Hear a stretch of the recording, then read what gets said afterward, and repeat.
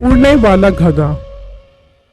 कुछ साल पहले की बात है। मिंटू कड़ी नामी गांव में एक आदमी फलों की रेड़ी लगाया करता था। वो अपनी रेड़ी पर फल गली गली मोहल्ले मोहल्ले जाकर बेचा करता था और शाम तक उसके सारे फल बिक जाया करते थे। बेटा गाँव से फल बेच रहे हो? हाँ बेच रहे हो। तुम्हारे पास तो कोई फल नहीं है और रेडी लेकर ऐसे जा रहे हो जैसे पता नहीं तुम्हारे पास क्या क्या फल हो। तो बाबा बुजुर्गो, सारे फल बिक गए हैं। मैं कोई आम बंदा नहीं हूँ जो लोगों की मिन्नतें कर कर के फल बेचूं कि आ जाओ भाई मेहरबानी करके मेरे फल ले लो। ताज़ा ताज़ा और मोटे फल बेचता हूँ और लोग भागे भागे दौड़े चले आते हैं मेरे फल लेने के लिए। अरे बेटा मैं तो मजाक कर रहा था, तुम तो सीरियस ही हो गए। ओ बाबा बुजुर्गो, पहली बात तो तुम्हारा मेरा मजाक नहीं है। दूसरी बात मैं तुम्हें जानता नहीं हूँ। तीसरी बात ये 3 फल बच गए हैं, अगर लेना है तो लो वरना चौथी बात यहाँ से कल्टी कर जाओ। ये कहकर वो बुजुर्ग गुस्से में ये कहते हुए चले गए। बहुत बदतमीज हो तुम कभी तरक्की नहीं कर सकते।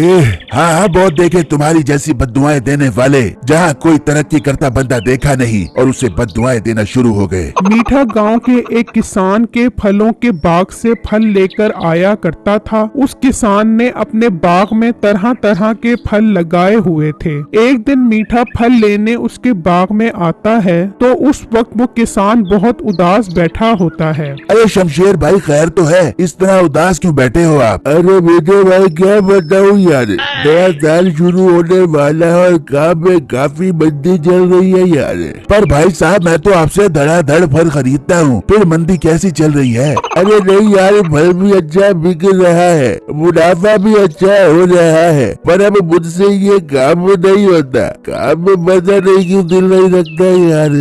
अगर दिल भर गया है तो ये बाग किसी को बेच दो, क्यों खामखा परेशानी लेते हो? अरे भाई इस गांव में किसी की इतनी औकात नहीं है कि मेरा बाग खरीदे। लोगों के पास इतना पैसा नहीं है। शमशेर भाई आप परेशान क्यों होते हो? ये बाग मुझे ठेके पर दे दो, मैं आपको हर महीने पैसे देता रहूंगा। ये बात सुनते ही वो किसान सोचने लगा। अरे भाई यार ये तो सही मुर्गा फंस गया है। वैसे भी मेरे बाग का फल रोजाना रात को चोरी हो जाता है। नुकसान करने से बेहतर है इसे ही बाग ठेके पर दे दूं ना यार। शमशेर भाई जानू क्या सोच रहे हो आप? तो मैं सोच रहा हूँ तुम एक अच्छा इंसान हो, मैं तुम्हें बाग ठेके पर देने के लिए तैयार हूँ यार। अरे शमशेर भाई जानू आई लव यू।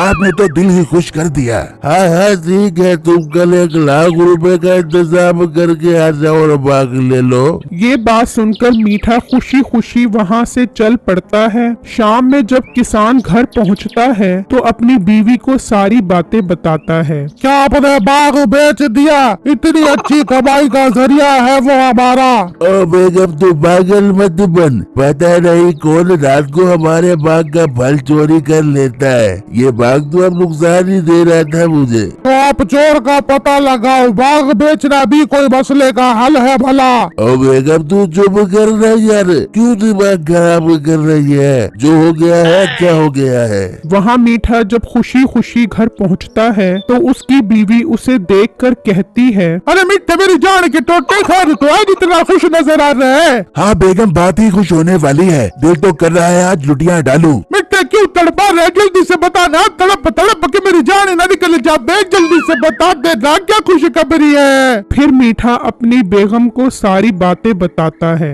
वाह मिठे अब तो हम जमींदार बन गए। मिठे मुझे तो यकीन ही नहीं आ रहा कि फलों का बाग हमारा हो गया है। ओ बेगम यकीन कर ले, तेरा शोहर कोई आम बंदा नहीं है। जा जाकर पूरे मोहल्ले वालों को बता दे कि हम जमींदार बन गए हैं, सबको जला जला कर मार दे। मिठे मेरी जान की टुकड़े तू फिक्र न कर, मैं एक एक घर का दरवाजा बजा बजा के उनका गिरबान पकड़ के बाहर निकाल लूंगी और उनको बता दूंगी और जला जला के उन्हें काला कलुट्टा कर दे दूंगी और उनकी नासों से आग निकाल दे दूंगी। फिर अगले ही दिन मीठा उस किसान को 1 लाख रुपए दे देता है और बाग का मालिक बनकर बैठ जाता है। तो एक ग्राहक उसके पास आता है। भाईजान शमशेर भाई कहाँ है? मैंने उनसे फल खरीदने हैं बेचने के लिए अपनी दुकान के ऊपर। और लड़की ये बाग मैंने शमशीर से खरीद लिया है, आज से मैं इस बाग का मालिक हूँ। अरे वाह भाई साहब, ये तो बहुत अच्छी बात है। अच्छा भाई आप मुझे 10 किलो सेब और 5 किलो आम दे दो।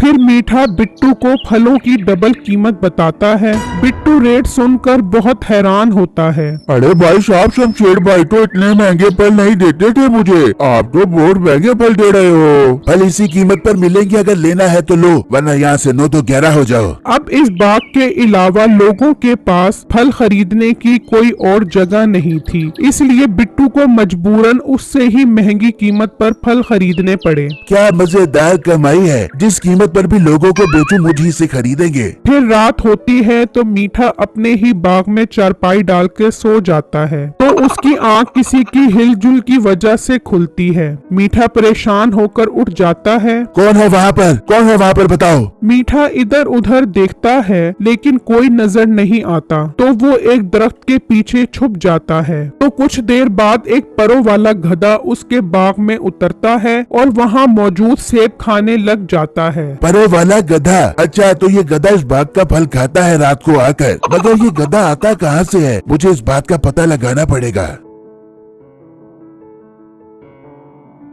मीठा चुपके से उसके पीछे से आता है तो वो गधा उसे देख लेता है और डर कर उड़ने लगता है। तो मीठा उसे पकड़ लेता है और वो गधा उसे अपने साथ ले जाता है और आसमान में एक जजीरे पर पहुंच जाता है जहां बहुत सारा सोना होता है। मीठा उस जजीरे पर उतर जाता है। आई लव यू गधा साहब, ये तुम मुझे सोने के जजीरे पर ले आए हो। मीठे भाई मैं तुम्हारे बाग के फल खा जाता हूँ ना, इसलिए ही तो मैं तुम्हें इस जजीरे पर लेकर आया हूँ। गधे मियाँ तुम बोलते भी हो। हाँ हाँ मैं बोलता हूँ और इंसानों की सब बातें समझता हूँ। तुम यहाँ से सोना ले लो, मैं तुम्हें वापस ले जाऊंगा, लेकिन एक बात याद रखना, तुम किसी लालच में न पड़ना। अरे गधे मियाँ, मीठा और लालची ये कभी नहीं हो सकता। मैं एक सखी और लोगों की मोहब्बत से भरा दिल रखता हूँ, लालच तो कभी मेरे करीब से भी नहीं होकर गुजरी। बहुत अच्छी बात है मीठे, अब तुम एक सोने की ईंट उठा लो, फिर यहाँ से चलते हैं। फिर मीठा वहाँ से एक सोने की ईंट उठा लेता है और वो वापस जमीन पर आ जाते हैं। मीठा ये खबर लेकर अपने घर जाता है और अपनी बीवी को बताता है। अरे मीठे ये तो बहुत अनहोनी हो गई है, बोलने वाला खच्चर और सोने के जजीरे पे रह बे और तेरे बाग का फल खाने आ बे।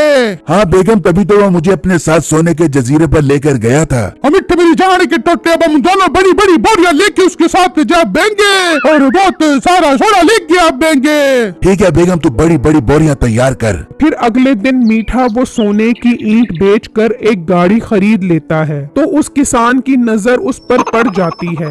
ये तो मेरे बाग से बहुत अमीर हो गया है, मैंने तो गलती कर दी अपना बाग इसे देकर, मैं इसे अपना बाग वापस ले देना यार। फिर वो किसान मीठे के पास पहुंचता है और उससे अपना बाग वापस करने का मुतालबा करता है। क्या बाग वापस दे दूं? अपनी शक्ल देखी है तुमने? मैंने अपना गुर्दा बेचकर तुम्हें पैसे देकर ये बाग खरीदा है, अब ये बाग मेरा गुर्दा है और कोई मुझसे मेरा गुर्दा नहीं ले सकता। मीठे मैं अपना बाग तुमसे लेकर रहूंगा, चाहे इसके लिए मुझे बागी क्यों ना छोड़नी पड़ जाए ना यार। हाँ हाँ जा जा, बहुत देखे तेरे जैसे नशेई। ये कहकर वो किसान वहाँ से चला जाता है और कुछ देर बाद जहर लेकर आता है और वहाँ पड़े फलों में डाल देता है। अरे मजा आएगा, लोग इसका फल खाकर मर जाएंगे और पुलिस इसको पकड़ कर ले जाएगी और ये बाग मुझे वापस मिल जाएगा ना यार। ये कहकर वो किसान वहाँ से चला जाता है और मीठा रात होने का इंतजार करने लगता है कि अचानक वही गधा आ जाता है। अरे गधे मियाँ, ये क्या आज आप दिन में ही आ गए? हाँ बहुत जोर की भूख लग रही थी, सोचा भी जाकर खाऊं। बहुत अच्छा किया जो आप मेरे बाग के फल फ्रूट खाने के लिए आ गए हो। अच्छा गधे साहब, मैंने अपनी बेगम को आपके बारे में बताया तो वो तो आपकी फैन हो गई, कहने लगी कि जब गधे मियाँ आए मुझे भी बुला लेना, मैं उनसे मुलाकात करना चाहती हूँ। ठीक है तुम उन्हें लेकर आओ, इतने मैं फल खाता हूँ। फिर गधा जहर मिले फल खाने लग जाता है और मीठा अपनी बेगम बेगम को बुलाने चला जाता है। बेगम जल्दी सारी बोरियां उठा, वो गधा आ गया है, जल्दी कर। फिर वो बोरियां लेकर वहां पहुंचते हैं तो वो गधा जहरीले फल खा चुका होता है। हाय मिट्टी कितना खूबसूरत है गधा साहब, मिट्टी मेरी तो देख के आगे ठंडी हो गई है। गधे भाई मुझे भी अपने साथ जजीरे पे ले जा बोना, मुझे बहुत शौक है जजीरा देखने का, सोने वाला।